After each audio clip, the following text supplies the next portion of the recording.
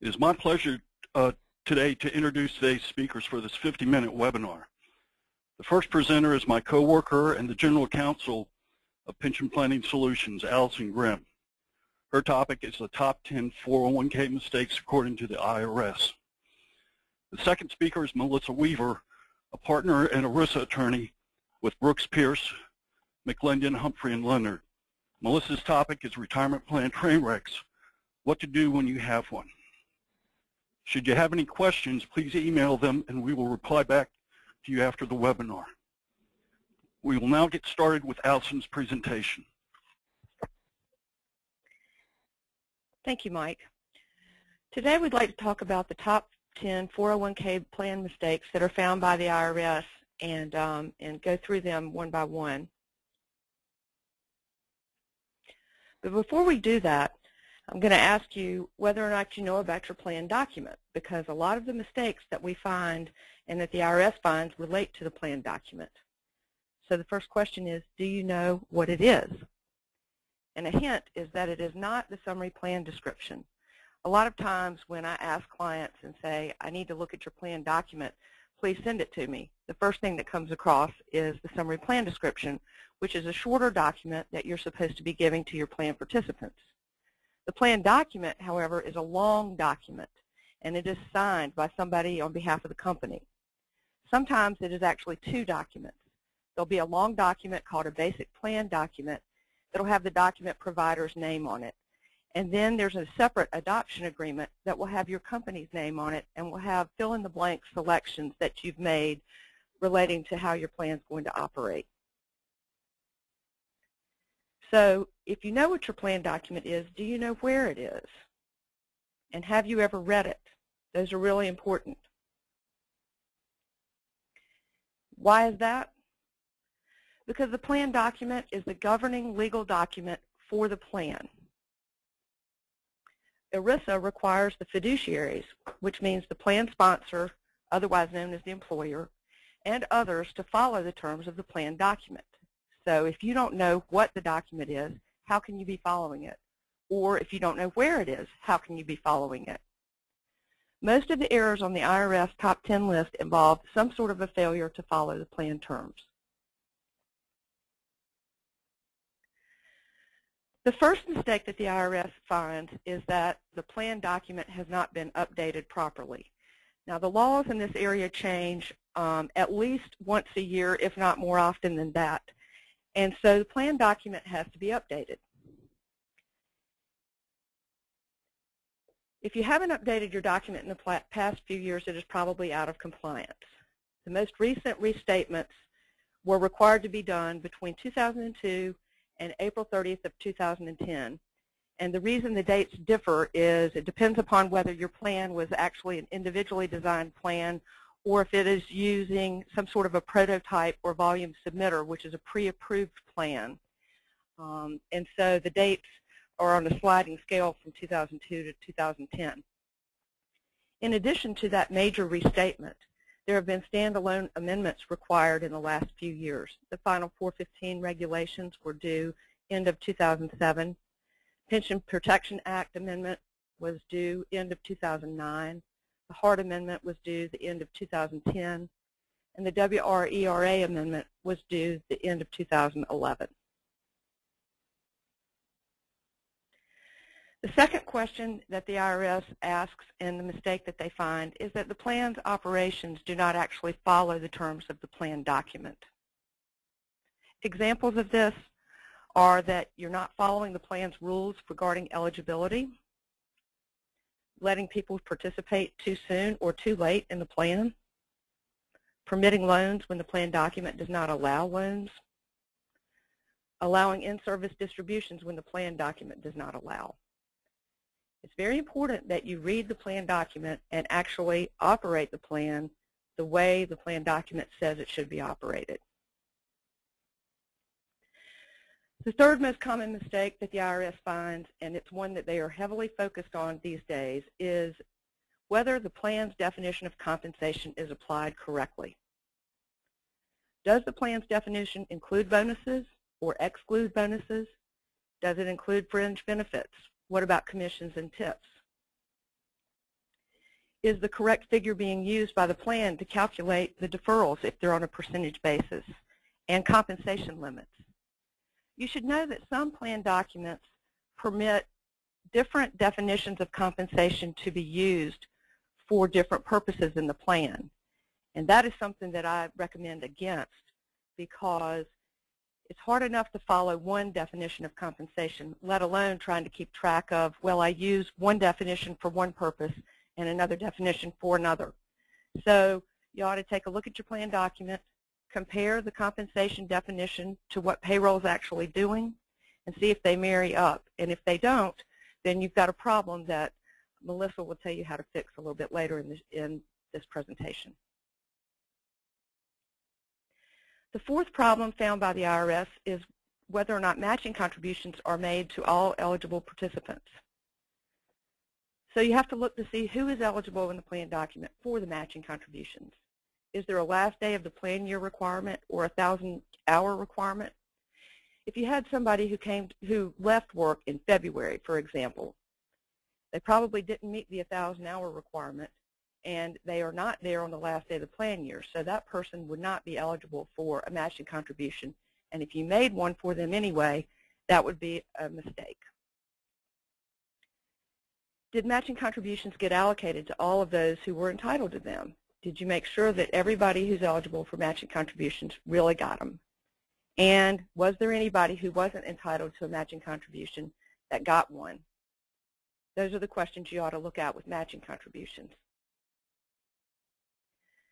The next problem is whether or not the plan has passed the ADP and the ACP non-discrimination tests, and this relates to highly compensated employees. Do you know who your highly compensated employees are? Companies have a choice of making a top paid group election, and that will change who constitutes the highly compensated group. It's something that you typically discuss with your plan administrator to see if it would be beneficial for you.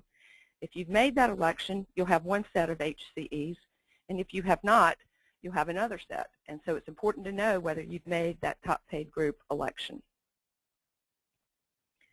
You should also know that one of the tests for highly compensated employees involves whether you've met a certain percentage of ownership. And there are family attribution rules where a husband and wife, their stock can be attributed back and forth to each other. Stock of minor children can be attributed to parents, and even stock of some adult children can be attributed to parents. Now, the interesting thing is that the rules for attribution for purposes of the ADP-ACP tests are different than the attribution rules for purposes of determining what companies are in the same control group. So it's important for somebody to be looking at the family attribution rules and determining that you've made the proper attribution to determine who the HCEs are. The sixth question that the IRS finds is, did the plan allow all eligible employees to make deferral elections? So the question becomes, have you read the eligibility provisions of the plan lately? Who is excluded? Have you read the plan entry provisions of the plan lately? When are the entry dates? Are they the same for all types of contributions? And have either of those provisions been amended lately? I've had a situation where a client had a deferral-only plan, and they had a lot of part-timers, and they also had some seasonal employees. And their broker came to them and said, well, look, you're not making a match. You're not making a profit-sharing contribution. Why don't you do away with your 1 year of eligibility provision or 1 year of service eligibility provision and just let people start deferring as soon as they come to work? There's no harm in that. Well, in theory, that's right. But the problem is that the broker failed to tell the client that as soon as they did away with the 1 year eligibility requirement, all of the part-time employees and seasonal employees that they had previously been able to exclude from the plan should have immediately become eligible and be offered the opportunity to participate in the plan. Now, since the employer didn't understand that, they never went to those folks and gave them the opportunity to come into the plan. And when that was found on audit, they ended up having to put about $50,000 into the plan on behalf of former employees and part-time employees that they never had any intent to provide a retirement benefit. So it's important when you're making changes to eligibility and plan entry that you make sure you understand the impact for all different categories of your workers. The seventh most frequently found problem is whether elective deferrals are limited to the amounts under Code Section 402G. For 2011, the limit was $16,500, and for 2012, the limit is $17,000. There is an additional catch-up contribution for folks who are age 50 and above, and that is $5,500. You need to be sure that procedures are in place to prevent participants from exceeding these limits. And the best way to do that is to ask your TPA what procedures they have in place to deal with this issue and get their advice and work with them to monitor your information so that nobody in your plan exceeds these limits. The eighth most frequent problem that the IRS runs across is whether elective deferrals are deposited timely. And this is a hot button for both the Department of Labor and the IRS. To be timely, the money that you take out of employees' paychecks must be put to the plan on the earliest date you could possibly segregate the deferrals from the general assets of the employer. Now, for many years, people thought there was a 15th day of the next month safe harbor, meaning that if you took deferrals out in February, that you had until March 15th to get the money to the plan. Not true. There was never a safe harbor, and people relying upon it do so at their peril. There is now, based on DOL guidance, a 7 business day safe harbor for plans under 100 participants. But if they happen to miss that deadline, let's say that normally they're always doing it on the 5th or 6th business day, so they're meeting the safe harbor, but then they have an oops and they don't do it until the 12th day one month.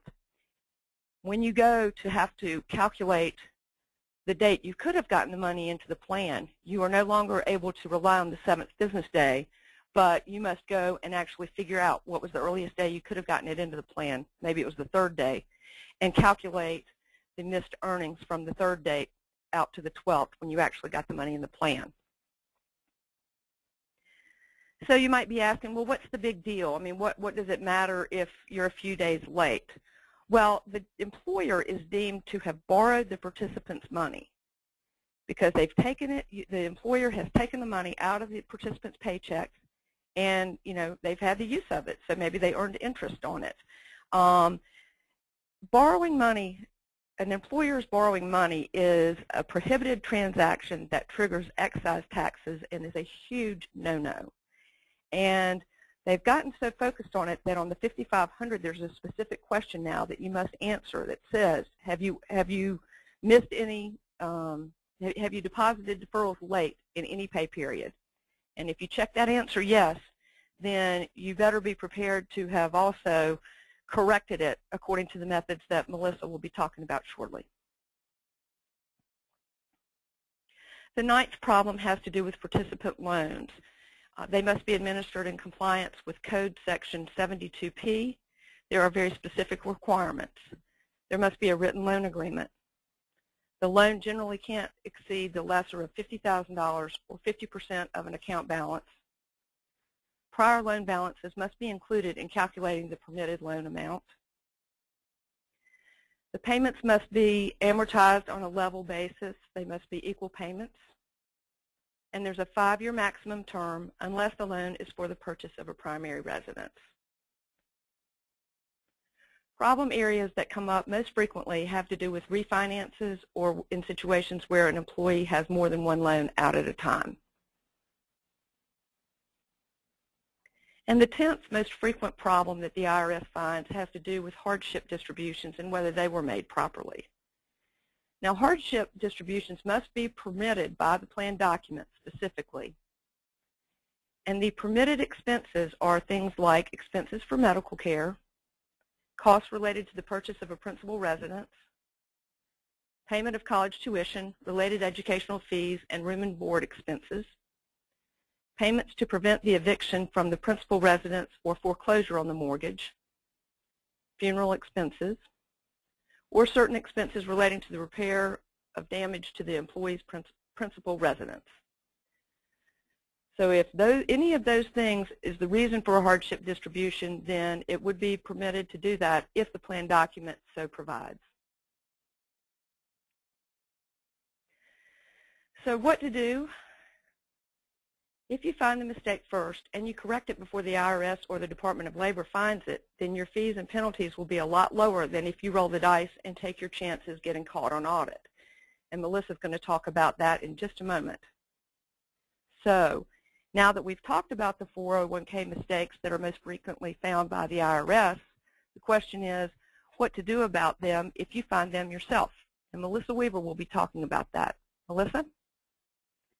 Thanks, Allison. As you all have heard Allison talk about the things that have caused the IRS to take notice, or the things that they find most frequently when they audit 401k plans in particular, but retirement plans in general.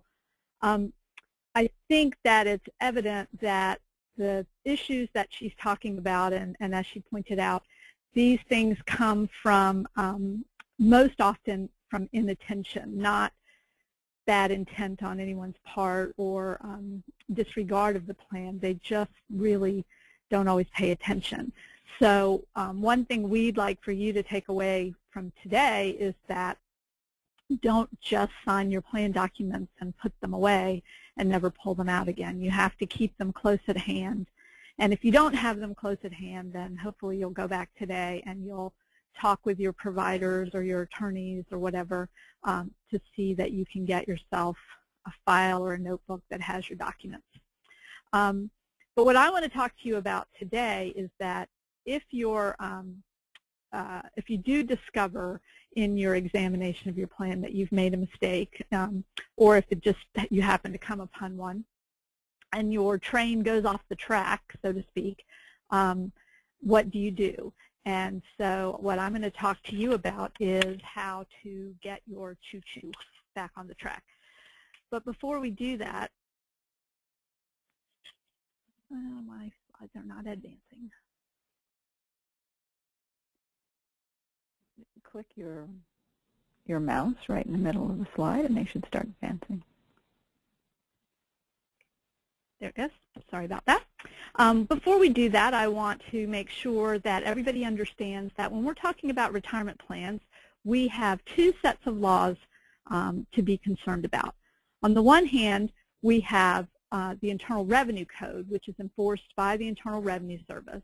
And these laws govern qualified retirement plans, such as 401k plans. But we also have laws under ERISA, the Employee Retirement Income Security Act, and these statutes are enforced by the Department of Labor. So we have to keep both of these things in mind, because a solution or fix to one problem, for example, under the code, may not necessarily fix a parallel problem under ERISA. As Allison pointed out, these rules change all the time, usually every year. And while amendments to plan documents aren't necessarily required right when the rules change, generally compliance with the rules is required sooner than updates to your written documentation. So you really have to stay on top of it. And every plan sponsor has to ensure that their plan remains in full compliance in order to enjoy the benefits of tax qualification. What happens if you don't comply? What are the consequences? With respect to the Internal Revenue Code, your plan could potentially be disqualified. So you have the costs and expenses that are associated with that, which I'm going to talk about in just a minute. And then you have additional professional expenses to your attorneys or accountants or other advisors with respect to how to get you out of that mess, and any IRS fees, penalties, interest payments that might be assessed if you're able to correct the problem to avoid the disqualification. On the ERISA side, you also have fines and penalties that can be assessed by the Department of Labor if you don't meet the prescribed rules set forth in that statute. But you also have the potential for fiduciary liability, which is personal liability for damages for failing to fulfill your duties as a fiduciary under the plan. So those things need to be kept in mind and provide an excellent incentive for keeping your plan administration up to date. On the IRS side, your plan has to comply with Section 401A, both in form and operation, to obtain the tax benefits of qualification. As you probably know, when employees get contributions made on their behalf to the plan, or they defer their own money into the 401k plan, their income taxation on those deferrals is put off until they take the money out of the plan, hopefully at retirement, but perhaps upon termination of employment or some other permitted event. On the employer's side, they get to take deductions for amounts that they contribute to the plan. In return for these tax benefits, the IRS has a complicated set of rules that plans must meet, generally to ensure that the benefits accrue across the board to all employees and not just to the owners and highly compensated people. So if you don't play by those rules, your plan can become disqualified, and there are two ways that you can have a qualification failure. You can have a plan document failure, which Allison's already mentioned. You fail to adopt your plan amendments or to keep your plan document up to date with changes to the current laws. Or you've failed to operate your plan in accordance with the terms of the plan and the non-discrimination requirements of the Internal Revenue Code. So what does that mean?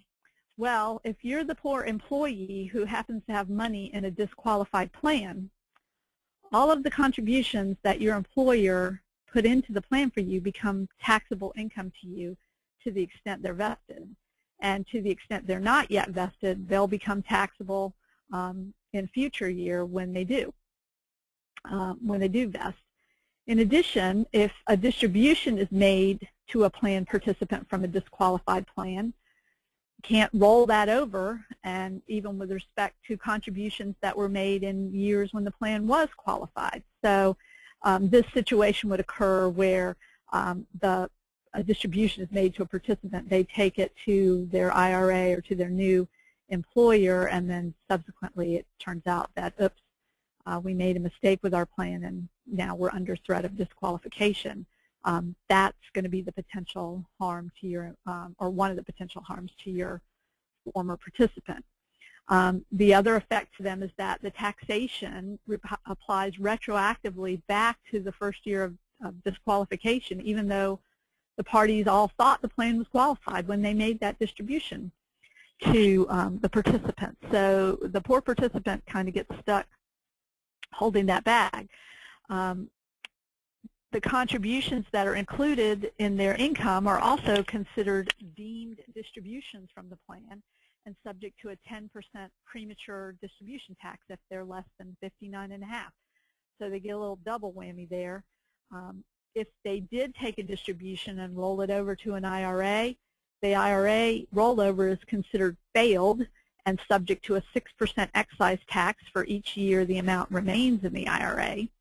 So again, if this is something that happened and then the participant took his money and put it in the IRA and then rolled it, and 3 or 4 years later we find out there's this problem, he's looking at this excise tax for his 3 or 4 years in that IRA. It's not, it's a look-back thing, so it becomes a significant amount of money. Same thing if he rolls over to another retirement plan for a new employer, for example.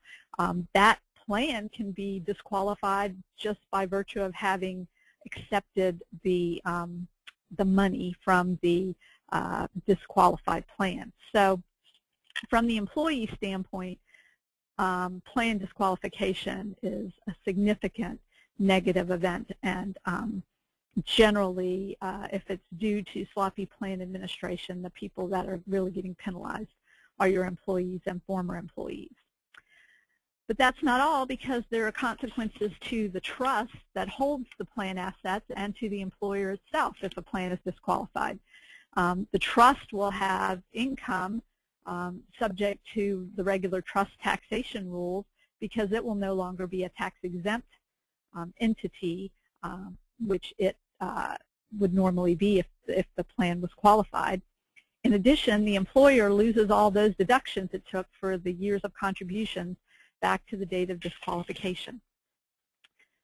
So if you add all of that up, that can be a significant cost to participants, employees, and everybody else associated with the plan. And the IRS recognized this, and over the course of a number of years realized a couple of things. One, that because of the severe sort of sledgehammer on the ant effect of plan disqualification for some of the things that Allison was talking about this morning, that was just overkill. And also a realization that the IRS has limited resources and limited personnel, and there are thousands and tens of thousands of retirement plans out there. They can't possibly audit them all. So in an effort to encourage people, employers, to maintain their plans correctly and operate them correctly, they've developed over the years a program called the Employee Plans Compliance Resolution System, which can be found in Revenue Procedure 2008-50. And the purposes of this plan are to encourage employers to voluntarily correct qualification failures on their own. And in order to voluntarily correct them, employers have to be aware of them. So it also has the intended effect of having employers have an incentive to monitor their plan administration and documentation and make sure it's current. The procedure also provides correction procedures that the employers can rely on to keep the plan qualified. So if you find mistake number 4 that Allison pointed out, and I don't remember what mistake number 4 was, it's likely that there is a prescribed correction procedure in the Employee Plans Compliance Resolution System that will allow you to put your train back on the track, fix that problem, and move on and remove the threat of disqualification of the plan. And they do this by providing reasonable, and reasonable is defined as lower fees for voluntary corrections than you would pay if the IRS discovers the mistake on audit. And again, it's in order to create an incentive to the employers to find and make the corrections themselves. The EPCRS program has 3 correction programs, and each of them requires a full correction for all years, including even years that have been closed for audit purposes. So if you enter these programs, you've got to go back and fix the problem all the way back, not just for the most recent years. The first program is called the Self-Correction Program, and this is very appealing to employers on its face, but not always the best fit, either because we may need more assurance from the IRS than we get from this program, or because it just might not be available. But this program is available on errors that are found before an audit, and in a couple of cases you can actually fix things under this program that are found on audit by the IRS. It's available in specific enumerated situations. The employer just corrects the error. You don't have to contact the IRS or tell them about it, and you don't have to pay a fee or a sanction. The second program is a voluntary correction program. This error must be found before an audit. So you have to find this yourself. You correct the error, but it does involve filing an application with the IRS and paying a compliance fee. The third piece of EPCRS is the Audit CAP program, and CAP stands for Closing Agreement Program. And this is the program you go into if the IRS catches you. If they find your failure on audit and it can be corrected in the Audit CAP program, you can avoid disqualification this way, but you do pay a sanction, and as I'll explain in a few minutes, it's significantly more than you would pay if you used one of the other programs. So let's talk about each one in a little more detail. The self-correction program, as I mentioned, is on its face very appealing because the employer just corrects and they don't have to tell the IRS and they don't have to get the IRS involved at all. So no harm, no foul, we fix it and go on. The problem is that this program is only available if your error is considered insignificant, and these little insignificant errors are the types that can be corrected under the self-correction program even if your plan is under audit. The IRS will let you use this if they find something they deem to be insignificant. This program is also available for significant operational errors if they're fixed quickly. And by quickly, they define the reasonable correction period to be they give you until the last day of the second plan year after the plan year in which the error occurred. So it's not 2 years after you find the error, it's 2 years after the error occurred. So again, the incentive is to stay on top of things, find and identify errors quickly, and then you can use this program to go forward and fix them, fix the errors, and then just move on. The other sticking point with the self-correction program is what's considered significant versus insignificant. That is the old facts and circumstances test. The IRS does list some factors that they consider, none of which they say is determinative, but basically they're looking at, how many participants were involved, how many could have been involved, how much money was involved as relative to the entire size of the plan, those kinds of the things. And you don't get to ask the IRS if it's significant or not. You make your own determination.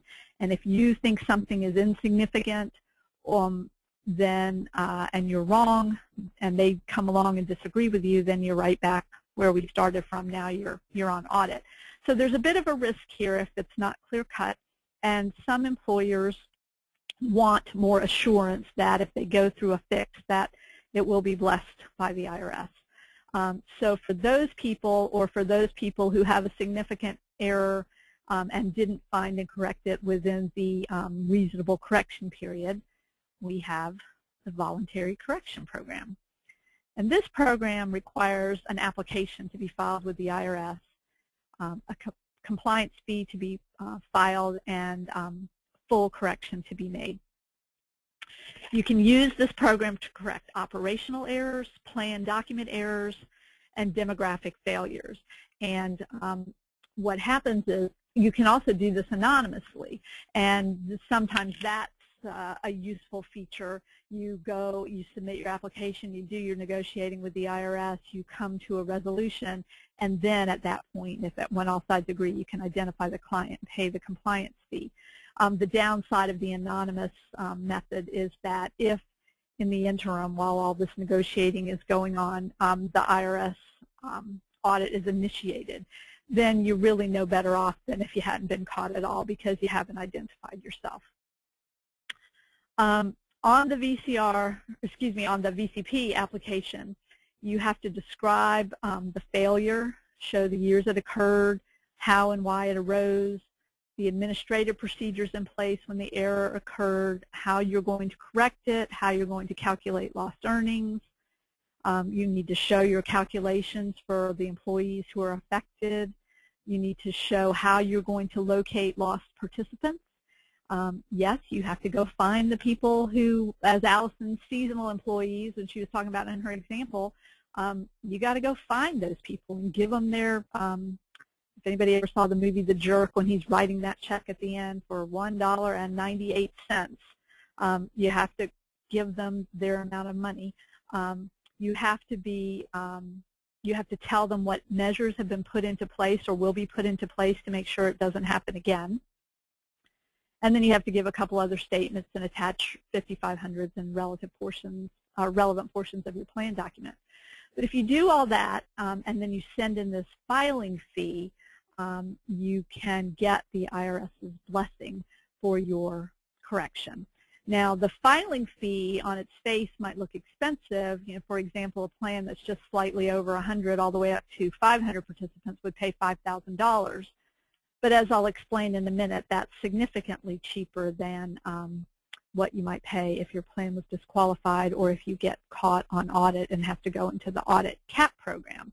I guess the other option, and some employers take it, is not to correct and to just take a chance and see. But again, the risk you run is being caught on the audit. The revenue procedure that describes the voluntary correction program sets forth prescribed correction methods that you can use, and if you use them, they're considered safe harbors, and the IRS will accept them, and you will know that you have corrected appropriately, and the IRS will not bother you about this problem again. You can also propose an alternative correction method, but you have to negotiate that with them and get them to accept it. Some examples that the IRS has in the revenue procedure are exactly the types of issues that Allison was just discussing. In particular, there are methods how you fix it when you've made a late distribution of 401k excess deferral. Somebody's put too much money in and you didn't get it back out to them in time. You've included people in your plan that should not have been included, and you've excluded people who should have been let into the plan. You didn't get spousal consent to a distribution if your plan requires that. You exceeded the 415 annual addition limits and you didn't fix that. You failed the 401k, ADP, or ACP tests. You didn't apply your vesting schedule correctly. All of these things have prescribed corrections, and again, it's pretty straightforward to go through the process. It's labor intensive, but it is a way to get your plan back in the good graces of the Internal Revenue Service. But what if you didn't do all of this, or you didn't act quickly enough, and the IRS comes and finds a problem in your plan? You're now in the audit CAP program. Unless it's that insignificant little thing that they'll let you self-correct, which I told you about a couple of slides ago. Under audit CAP, they can disqualify the plan, but again, the kinder and gentler IRS doesn't really want to disqualify a plan because that does have a disproportionately negative effect on the participants and employees. So what they'll do is, if you can correct for all the years and you pay a sanction, they'll enter a closing agreement with you, and that matter will be resolved with respect to that particular qualification failure. The sanction, however, is a negotiated percentage of the maximum payment amount. And the maximum payment amount is the amount the IRS could collect from all sources if they disqualified the plan. So it's all the income taxes and penalties and interest they could get from your employees, all the income taxes, interest, and penalties they could get from you, and all the same that they could get from the trust. And they kind of add all that up, and you negotiate down from there. So all of a sudden, that $2,500 or $5,000 fee that I was talking about a couple slides back is looking pretty good, because now I'm not negotiating with them, and I'm not negotiating starting at a gargantuan number. There is a requirement that the sanction must not be excessive and has to bear a reasonable relationship to the nature, extent, and severity of the failure. So, I mean, they can't be punitive, but generally the sanctions are significantly higher than the filing fees that we just discussed. So those are the IRS correction programs. The Department of Labor has a couple of correction programs as well. I don't think they're I mean, they're certainly significant, but they're maybe not as fleshed out as the IRS programs, but nonetheless they are there and they are available and they are quite useful in the right circumstances. The first is the Delinquent Filer Voluntary Compliance Program, and then the other program that the Department of Labor has is the Voluntary Fiduciary Correction Program, and we'll talk about that one first. The Voluntary Fiduciary Correction Program permits a planned fiduciary to voluntarily correct some breaches of their fiduciary duty. You can't be under Department of Labor audit, so if they catch you, now you're dealing with the Department of Labor. But if you discover a problem and go to them and try and fix it you can use this program in many instances. However, you cannot correct potential criminal violations under this. If you have stolen money from the plan, this program will not help you. However, if you have paid your contributions or your loan repayments late, as Allison was discussing, you can use this program to fix. If you've engaged in certain prohibited transactions, you might be able to use this program to fix. If you've made impermissible plan loans or paid excessive compensation to your fiduciaries, or made benefit payments based on improper valuations, you can use this program to fix. Sometimes employers will engage in transactions that they don't realize are prohibited. They might buy or sell an asset at something other than fair market value, or they might make a loan at a less than fair market value rate. But those problems may be fixable. To correct under the program, you file an application with the Department of Labor, but before you do that, you have to pay the amount involved back to the plan, plus you have to give the plan the greater of lost earnings or profits received by the fiduciary. And the Department of Labor has an online earnings calculator at its website that can be used to calculate the lost earnings. There is also a 15% prohibited transaction excise tax, and that tax can be waived in certain circumstances, such as the late deposit of participant contributions, or if you've made prohibited loans or prohibited purchases or sales of plan assets at fair market value. So you made a fair deal, you just did it with the wrong person, you can fix that and usually escape that extra 15% tax. If you made a sweet deal with somebody that you shouldn't have, or you made a loan to somebody you shouldn't have at below market interest rates, that's a different issue.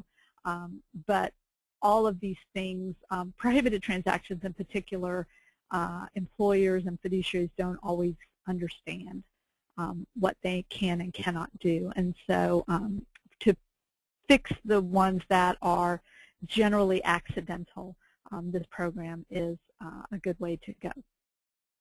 The other program is the Delinquent Filer Voluntary Compliance Program.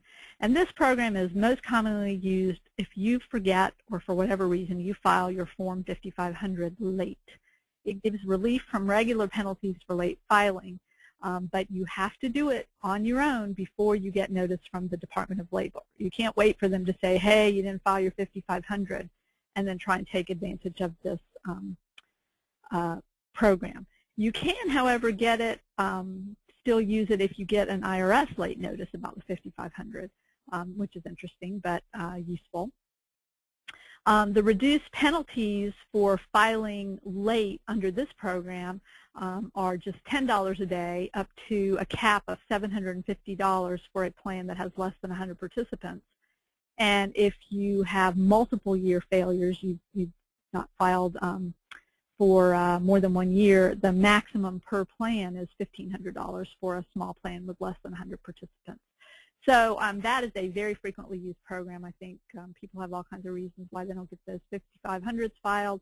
Sometimes they forget, sometimes they just don't know they were supposed to file it.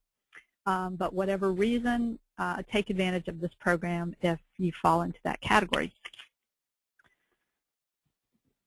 The Delinquent Filer Program also applies to late one-time top hat filings. Sometimes employers have additional pension benefits for their select group of management or highly compensated employees. These are called top hat plans. I always think of the little guy from Monopoly with his top hat. It's for executives, and those plans are generally subject to ERISA, but escape most of the reporting requirements if they file a one-time statement with the Department of Labor regarding the existence of the plan. However, that statement needs to be filed within 210 days after the plan is adopted. And so if you didn't do that, you're technically subject to all of the ERISA reporting requirements that would otherwise apply. And therefore, if you haven't done those either, you're into all of those penalties for late filings and such. So you can use the program to file your one-time Top Hat filing and fix that problem and move on. Information about that program is found at the Department of Labor website, but to use it, normally you would just file your late Form 5500 normally and then send a copy without the schedules to the program with the penalty amount. And the website for Department of Labor is shown there, but you can also just always go to dol.gov and eventually find your way there. So in conclusion, if you find a train wreck, act quickly. I think what Alice and I are both trying to say to you today is that you need to keep an eye on your plan, on your documents, and keep up with your administration. There are ways to correct things if you do so before the government finds you, and you can get your plan and your train back on track. Periodic self-audits are a great idea. I always encourage people, lots of companies have one person whose job it is to deal with the retirement plan, but if they're doing something incorrectly, whether they know it or not, if they're auditing, they may not necessarily find the mistake. So have somebody else work with them or help with an audit. I'm working with a client right now who just took at face value pension calculations that their actuary sends, and one HR person would check them, but they've now just found 3 or 4 mistakes, and so they've quickly instituted a policy of having 2 HR employees check the math. They're just math errors. So it's nothing sinister and it's nothing complicated. It's just somebody punched a wrong button on the calculator or just did the math incorrectly. So these kinds of things can be caught, corrected, and save yourself a lot of time and effort and money.